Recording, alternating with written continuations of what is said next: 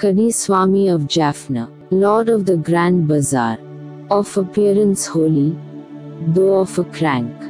In the Jaffna Vennarpannai region, the area from Periyakadi, Grand Bazaar up to Sivalingopuliyadi in particular is considered to be a sacred area.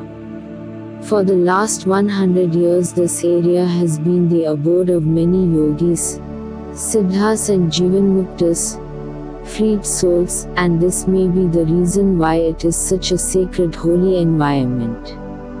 Among these sages, none has been more illustrious than Kadi Swami. One biographer of Swami Paramaguru wrote as follows: "The greatest among all the great souls was the eminent Kadi Swami. No one knows the date or place of his birth, the details of his parentage or even the name given to him. Great souls do not divulge to others the source of their mundane connections. As far as they are concerned, it is better forgotten.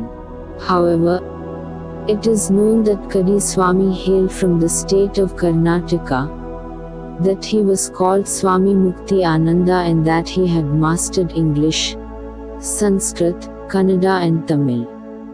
His close devotees knew that he had held a high post before taking to the robes of a sannyasin due to a deep-seated change of heart. It is not difficult to guess who was Kadi Swami's guru or preceptor. It was Sri Narsimha Bharti, the great Janana Siddha and 32nd Shankaracharya of the Mysore Sringeri math, who taught from 1817 up to 1879. He was possessed of an incomparable Atma Siddhi or soul power, which was strangely capable of producing sages, yogis and siddhas. It seems that about the year 1860 a certain Vanyamuttu Chettiar of Jaffna, while touring Ramnad district in South India on pilgrimage, encountered Kadi Swami and invited him to come to Jaffna.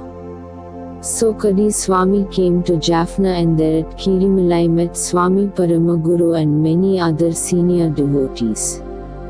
Before very long, the elders began to look upon Kadi Swami as an embodiment of the Supreme Lord Shiva.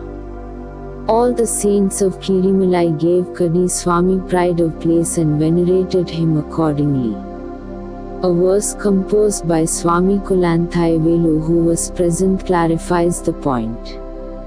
To neutralize powerful witchcraft, terrible demons or insanity-causing drugs, perform Guru Puja to Kadi Swami. No photograph of Kadi Swami exists, but a portrait drawn by one of his disciples portrays him as having broad shoulders, long arms and a lustrous smile upon his face. His arching nose made his countenance even more charming. His vigorous, quick yet majestic walk and his always humorous talk were his special characteristics according to those who saw him in person. One of his disciples described Swami's appearance as Lord of Grand Bazaar, of appearance holy though of a crank. In the Siva Janana Siddhiyar there is this verse describing those sages who have performed the meditation leading to supreme wisdom. Those who meditate aiming at supreme wisdom in this world see neither good nor evil and yearn for nothing. There are no rules, no penance, no fasting, no habitual activities, nor any meditation for them, nor any mental defilement. They have no set appearance, nor senses, nor activity, no character, no sign nor caste symbol. Their behavior is that of children, the insane and those possessed. And they may even resort to singing and dancing. Kadi Swami, The Lord of Grand Bazaar, was a living example of this poem. As Yogaswami of Nellore once said of Kadi Swami, he is a unique soul, even greater than the souls of Jesus, Buddha or any others. He could maintain his composure even if he were to hold hands and dance with a nude woman. The Grand Bazaar, a public place, was his abode.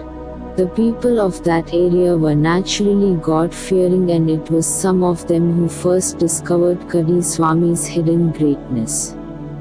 When he was only 3 years old, Sri Arulampala Swami used to sit by Kadi Swami's side while his mother would treat Kadi Swami like a child, feeding him rice with her own hand. Kadi Swami did not discriminate against anyone on the basis of caste or wealth or poverty. He showered his love equally towards everyone and remedied their physical or mental ailments or even financial problems. As such, invitations for him to visit the homes of the poor increased. They served him with their usual meals of fish, meat and toddy, all of which Swami accepted with an attitude of dispassion. This behavior hurt the feelings of orthodox Hindus and resulted in misgivings and mischievous comments about him.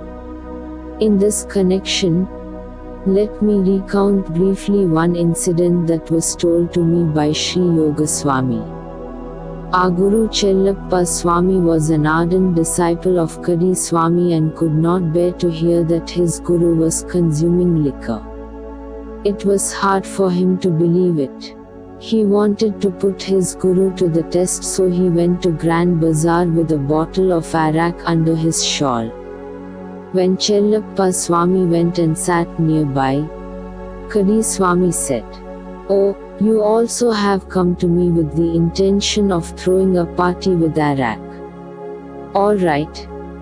Then open the bottle you are hiding and let us share it with all the other dear ones here." With shivering hands, Chellappa Swami took the bottle, held it openly in front of his Guru and saw the whole contents disappear into thin air.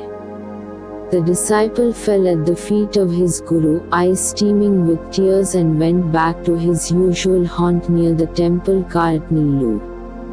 There were numerous similarly strange happenings. Many were those who had their illnesses cured after partaking of his leftover meals. Many others found solutions to their problems through his grace. One became an expert astrologer, another became a popular physician. One of Kadi Swami's followers went out fishing at sea and got caught in a terrible storm. In utter helplessness, he called out to Swami, who was digging the sand dunes in front of the fisherman's hut. By Swami's grace, the fisherman's life was saved. In this manner, for 30 years Kadi Swami was a source of great help and a spiritual guide to the people of Jaffna. He attained Mahasamadhi in 1891 on the full moon of Purattiki, September, under the star Purattiki. His Samadhi is found at Vannarpannai, Niraviyadi, in the Jaffna Peninsula.